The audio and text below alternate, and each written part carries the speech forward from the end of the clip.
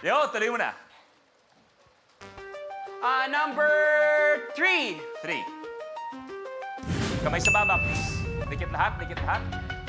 Anong pagkaing Pinoy ang gawa sa tinadtad na bagat at tayo ng baboy? Dudut. Bopis. Bopis is... Correct.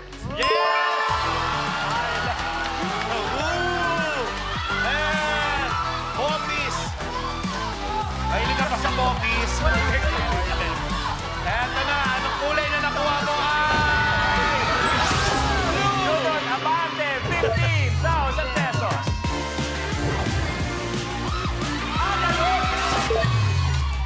Steve, may 2,000. Bok, wala pa. Chrissy, wala pa. Dudut, naunguna with 22,000. Yo, 1,000. At sa mga naiiwan reminder, meron tayong tinatawag dito na lucky tile. Na kung sakasakali man, maswertehan nyo yung tile na yon, makakaabante kayo ng isang level.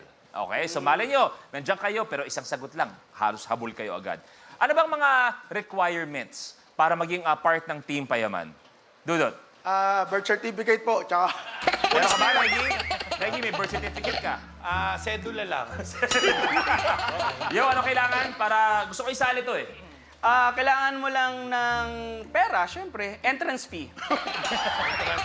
Meron? Meron ako dito, 150. 150, okay na. Bok, ano kailangan niya? Aso. Aso. Kailangan niya aso.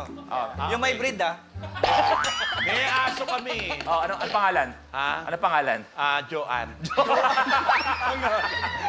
Hindi, kasi ang dami na... Hindi, totoo, mahilig ako sa aso. Actually, yung aso namin is 18 na aso. Wow. Kaya lang nalilito ko sa dami ng pangalan. Pinangalanan ko lang ng isang pangalan. Ano? Aso. Aso. Kaya pag tinatawag ko, aso, nagtuturoan, uy, ikaw yata tawag. Ako, hindi, ikaw, aso. Thank you for making the most memorable vacation I've ever had. Siya na huling nakuha ng CCTV bago po maganap ang arson.